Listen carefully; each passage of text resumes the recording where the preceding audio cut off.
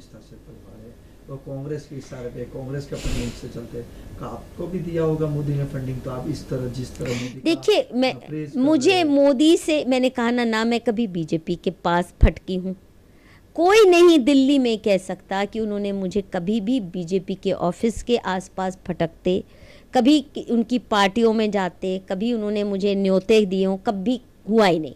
अगर मेरे कोई राजनीतिक दोस्त रहे हैं, मतलब किसी पार्टी में मेरे दोस्त हैं, तो शायद वो सिर्फ कांग्रेस पार्टी में हैं।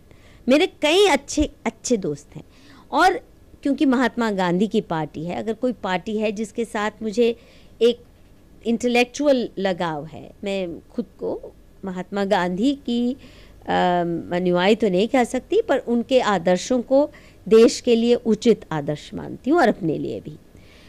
तो मेरा कभी नरेंद्र मोदी से 1.5 मिनट की भी बात नहीं हुई है ज़िंदगी में। मुझे क्या लेना देना किसी पार्टी पॉलिटिक्स। आप मेरा इतिहास देख लीजिए ना, मैंने बीजेपी के खिलाफ कितना लिखा हुआ है, कितना लिखा हुआ है। नहीं, मैंने कभी बोला नहीं, क्योंकि जब तक मैंने कोई स्टडी नहीं किया, मैंने कभी किसी के खिलाफ नहीं। मैं कश्मीर पे तभी लिखना शुरू किया जब मैंने कश्मीर जाके वहाँ के हालात को फर्स्ट हैंड स्टडी किया।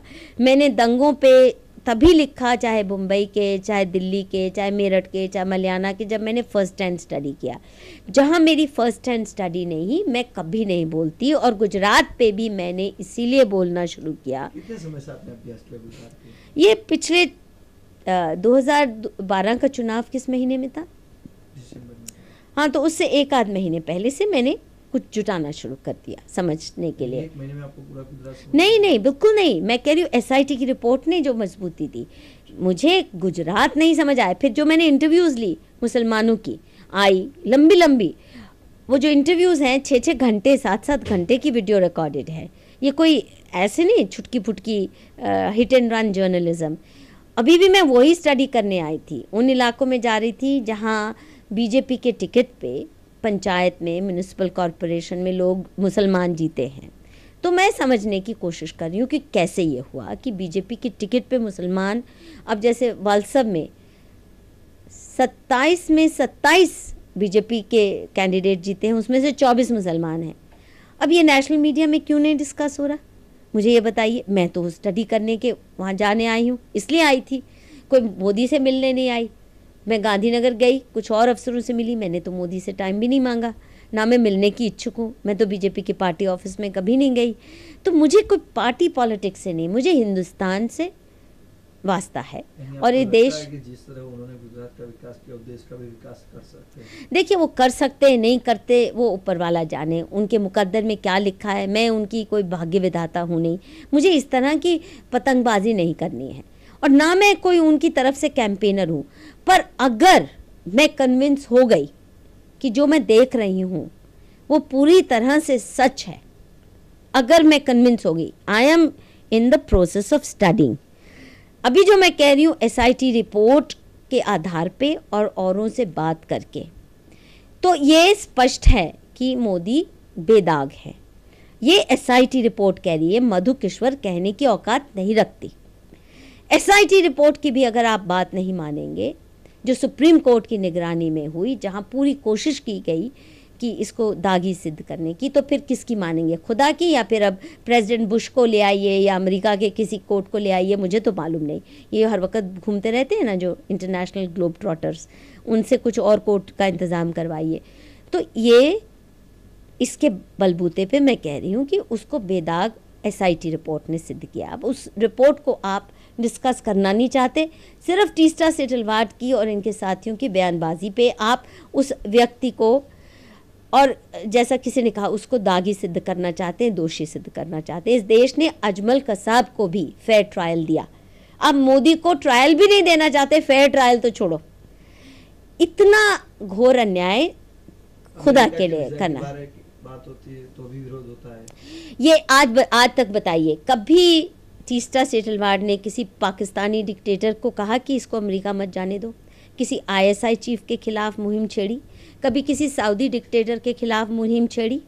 इतने बड़े बड़े क्रिमिनल्स हैं। अभी गोगोई की सरकार में 4 लाख बोडो और मुसलमान बेघर होके रिलीफ कैंपों में आए। कभी इन्होंने गोगाई कांग्रेस के चीफ मिनिस्टर गोगाई का नाम भी लिया। महाराष्ट्र में कितने बड़े दंगे हुए थे जो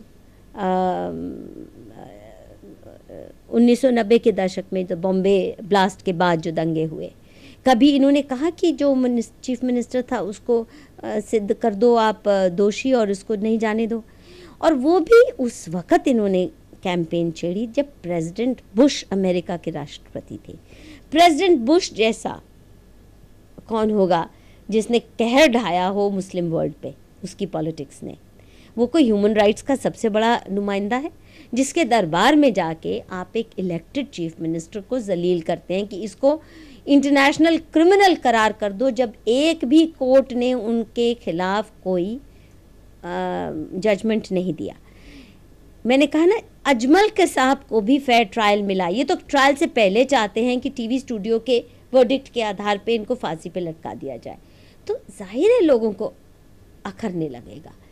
मुझे 2002 में 2003 में नहीं समझ आया था, ना मैंने मुंह भी नहीं खोला, बल्कि राइट रिलीफ के बच्चों के लिए हमने भी कुछ फंड रेजिंग किया, बच्चों को मदद पहुंचाई जिनके माँ बाप मर गए थे, ऑर्फन चिल्ड्रन के लिए। वो सब जो एक किसी भी व्यक्ति को करना चाहिए अपने देश के नागरिकों के लिए उनकी आफत की स्थिति में। पर मुझे अंदाज़ा नहीं था कि इतना कुफ्र तोला जा रहा है, इतना झूठ बोला जा रहा है और इतना ज़्यादा एक व्यक्ति को टारगेट किया जा रहा है क्योंकि वो कुर्सी तक ना पहुंच सके। उसके फेवर में जो माहौल बना है उसको किसी न किसी तरह से करार करके एक FIR ही दर्ज हो जाए ताकि वो ये गद्दी को चैलेंज न कर सके। ये बहुत घटिया डिवाइड एंड रूल की गेम है। देखिए, उस गद्दी में कौन बैठता है मुझे कोई लेना देना नहीं, पर हिंदुस्तान में हिंदू और मुसलमान के बीच में जो ये खाई बढ़ाने का काम ये कैंपेन कर रही है और हिंदुस्तान को टारगेट करवाने का जो काम कर रही है, हिंदुस्तान को और गुजरात को इंटरनेशनल जिहाद का टारगेट बनाने का जो ये मुहिम काम कर रही है, ये बहुत खतरनाक है। देखिए, अब इनके पीछे कौन है ये आपका काम है। सारी चीज़ें अब मैं तो नहीं, मेरे पास तो कोई इंटेलिजेंस ब्यूरो नहीं, पर जाहिर है कि कांग्रेस पार्टी इनको अगर सपोर्ट कर रही है। अब आप सोनिया जी से पूछ लीजिए, इनकी दोस्ती तो अच्छी है, ये तो मुझे मालूम है। अब है नहीं है इनके पीछे, वो आप पता कीजिए।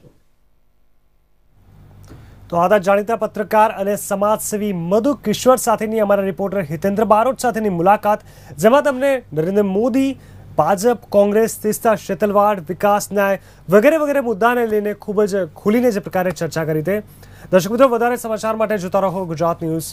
નમસ્કાર।